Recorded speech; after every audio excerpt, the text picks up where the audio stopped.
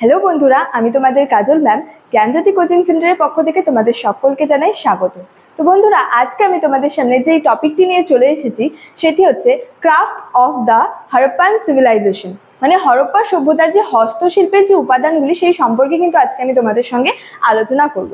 তো আলোচনার আগে তোমাদেরকে একটা ছোট্ট ইনফরমেশন দিতে চাই, সেটি হলো তোমরা যারা আমাদের কোচিং সেন্টারে এখনো যুক্ত হওনি কিংবা যুক্ত হতে চাইছো, তারা উপরে দুটি নাম্বার দেখতে পাচ্ছ 6295916282 এবং 7076398606। এই দুটি নাম্বারের মধ্যে কিন্তু যে কোনো একটি নাম্বারে যোগাযোগ করে আমাদের সাথে যুক্ত হয়ে যেতে পারো। তো দেরি না করে কিন্তু আজকে টপিক সম্পর্কে আলোচনা শুরু করছি। তো বলেছে হচ্ছে crafts of the Harappan civilisation, মানে হরপ্পা সভ্যতার যে হস্তশিল্পগুলি ছিল সেই সম্পর্কে আজকে আমি তোমাদের সঙ্গে কিন্তু বিস্তারিত আলোচনা করব। তো সেখানে ওই ক্রাফটগুলির মধ্যে হচ্ছে যেগুলি ছিল আর কি অস্ত্রশস্ত্র, পোশাক আশাক ও হচ্ছে বস্ত্রশিল্প এবং হচ্ছে মৃৎশিল্প, মানে যে সেখানে যে হরপ্পা সভ্যতার হস্তশিল্পগুলি ছিল সেগুলির মধ্যে কিন্তু অস্ত্রশস্ত্র, পোশাক আশাক ও বস্ত্রশিল্প এবং মৃৎশিল্পগুলি কিন্তু মূল ছিল, প্রধান। তো ফার্স্টে আমরা আলোচনা করবো হচ্ছে অস্ত্রশস্ত্র সম্পর্কে।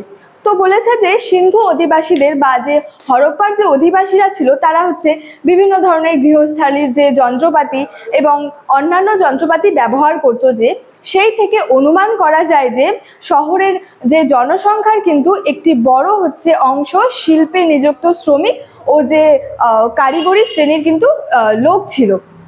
এবং তারা হচ্ছে সাধারণত যে অস্ত্রশস্ত্র বা যে যন্ত্রপাতিগুলি তৈরি করা হতো সেগুলি কিন্তু পাথর এবং হলো ধাতু দিয়ে কিন্তু তৈরি করতো, এবং এই ধাতুর মধ্যে কিন্তু হচ্ছে তামার ব্যবহারটি কিন্তু সর্বাধিক ছিল। মানে তারা যে পাথর এবং হচ্ছে ধাতু দিয়ে যে নানা হচ্ছে যন্ত্রপাতি বা যে অস্ত্রশস্ত্র তৈরি করতো, তা সেই ধাতুর মধ্যে হচ্ছে সর্বাধিক হচ্ছে তামার ব্যবহার কিন্তু সর্বাধিক ছিল।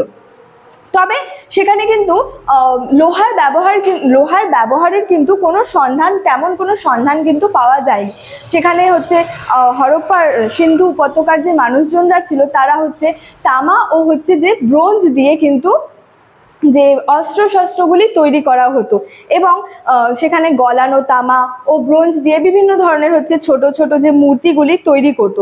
তারা যে এই যে অস্ত্রশস্ত্রগুলি যে ছিল, এই অস্ত্রশস্ত্রের মধ্যে উল্লেখযোগ্য ছিল হচ্ছে বর্ষা, কুঠার, তারপরে হচ্ছে তীর, ধনুক, ছুরি, এগুলি কিন্তু হচ্ছে তাদের অস্ত্রশস্ত্রের মধ্যে কিন্তু উল্লেখযোগ্য ছিল। এবং তারা হচ্ছে পাথর কেটে গলার বিভিন্ন হার সহ হচ্ছে বিভিন্ন অলংকার হচ্ছে তৈরি করতো তারা, এবং হচ্ছে যে শৌখিন জিনিসপত্র ও তারপরে বলা যায় যে পুঁথিতে কিন্তু তারা দামি পাথর ব্যবহার করত। এবং এই দামি পাথরগুলি যে তারা ব্যবহার করত, এই দামি পাথরগুলির মধ্যে হচ্ছে উল্লেখ্য ছিল হচ্ছে জেড, কার্নেলিয়ান, ল্যাপিস লাজুলি এবং অ্যাগেট।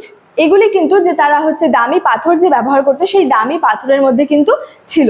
এবং বলা হয়েছে যে সিন্ধুর যে অধিবাসীরা বা হরপ্পার যে অধিবাসীরা ছিল তারা হচ্ছে কাঠের চেয়ার, চৌকি, টুল তৈরিও করতো এবং কিন্তু এগুলো ব্যবহারও করতো। এবং বলা যায় যে তারা হচ্ছে নৌকা তৈরিতে কিন্তু তারা যথেষ্ট দক্ষ ছিল, এবং তারা যে হচ্ছে দামি পাথর হিসেবে কিন্তু সোনা ও রূপার যে অলংকার এগুলি কিন্তু ব্যবহার করত।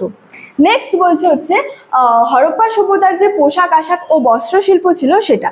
তো এখানে বলছে সিন্ধু উপত্যকার যে তুলোর চাষ প্রচলিত থাকায় সেখানে হচ্ছে সুতি বস্ত্রের উৎপাদনকে কেন্দ্র করে কিন্তু বস্ত্রশিল্পের জনপ্রিয়তা হচ্ছে লক্ষ্য করা গিয়েছিল।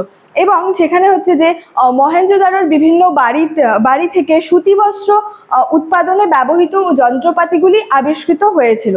সিন্ধু অধিবাসীদের যে পোশাকের কিন্তু নমুনা পাওয়া যায়নি, তাই হচ্ছে যে সিন্ধু উপত্যকায় যে মূর্তিগুলি প্রাপ্ত হয়েছিল সেই প্রাপ্ত মূর্তিগুলি থেকে আমাদের যে এই বিষয়ে হচ্ছে ধারণা করতে হবে। তো সেখানে বলা হয়েছে যে নারী ও পুরুষের যে পোশাক ছিল সেই পোশাকের কিন্তু তেমন একটা কোনো পার্থক্য ছিল না। প্রত্যেকটা পোশাক হচ্ছে দুটি খণ্ডে বিভক্ত ছিল, ঊর্ধ্বাঙ্গে এবং হচ্ছে নিম্নাঙ্গে। তো বলা হয়েছে দেহের ঊর্ধ্বাঙ্গে ছিল হচ্ছে তাদের হচ্ছে চাদর, এবং হচ্ছে নিম্নাঙ্গে বা নিম্নে ছিল হচ্ছে তাদের ধুতির মতো কিন্তু যে কাপড় থাকতো সেগুলি কিন্তু ছিল। তো যে পোশাকের জন্য তারা হচ্ছে যে তুলো এবং হচ্ছে পশমের ব্যবহার করতো। স্ত্রী ও পুরুষ কিন্তু উভয়ই হচ্ছে যে নানা ধরনের যে অলংকারগুলি সেগুলো কিন্তু ব্যবহার করতে তারা ভালোবাসতো।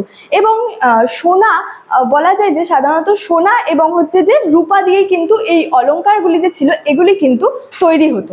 নেক্সট বলছে হচ্ছে মৃৎশিল্প, মানে হরপ্পা সভ্যতার যে মৃৎশিল্প ছিল সেগুলি বলা হয়েছে মৃৎশিল্পে হরপ্পাবাসীরা যথেষ্ট হচ্ছে পারদর্শী ছিল।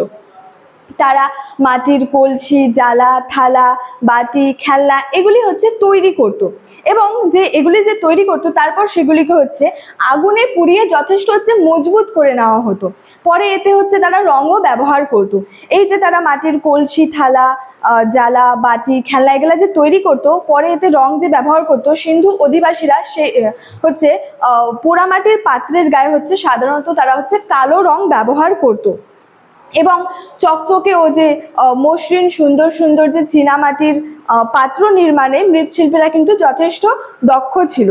পোড়ামাটির যে সিলমোহর তৈরিতে কিন্তু তারা হচ্ছে অভ্যস্ত ছিল এবং বলা যায় যে মহেঞ্জোদারোতে প্রাপ্ত শিলমোহরে ষাঁড়ের মূর্তি তাদের হচ্ছে জীবনযাত্রায় হচ্ছে একটা শিল্প ভাবনার যে পরিচয় সেটা হচ্ছে বহন করে এবং হচ্ছে পোড়ামাটির কাজে হচ্ছে তাদের যে জীবনযাত্রায় ব্যবহৃত হচ্ছে জিনিসপত্রের যে চিত্র এবং সামাজিক প্রতিচ্ছবি কিন্তু পরিলক্ষিত হয়েছিল। এবং বলা হয়েছে তার মানে হরপ্পার সভ্যতার বা হরপ্পার যে মূর্তিগুলি মহেঞ্জোদারোর মূর্তি অপেক্ষা কিন্তু অনেকটা সুগঠিত এবং হচ্ছে সমৃদ্ধ ছিল। হরপ্পার মূর্তিতে হচ্ছে মানুষ, বাঘ, গন্ডার, তারপরে হচ্ছে পাখি এবং হচ্ছে যে খেলনার ধরা পড়েছে এবং এছাড়াও ছিল সেখানে হচ্ছে গজদন্ত শিল্পে কিন্তু তারা নিযুক্ত ছিল। মানে এগুলি সম্পর্কে এগুলি তাদের হচ্ছে মৃৎশিল্পের সম্পর্কে এখানে কিন্তু বলা হয়েছিল। তো স্টুডেন্ট এই ছিল আমার যে হরপ্পা সভ্যতার যে হস্তশিল্পের যে উপাদান এই সম্পর্কে আজকে আমার এই ক্লাসটি ছিল। ভিডিওটি তোমাদের কেমন লাগলো অবশ্যই আমাকে কমেন্টস করে জানিও এবং ভিডিওটি ভালো লাগলে বন্ধুদের সঙ্গে কিন্তু শেয়ার করতে ভুলবে না। দেখা হচ্ছে তোমাদের সঙ্গে পরবর্তী ক্লাসে। Thank you so much. Thanks for watching.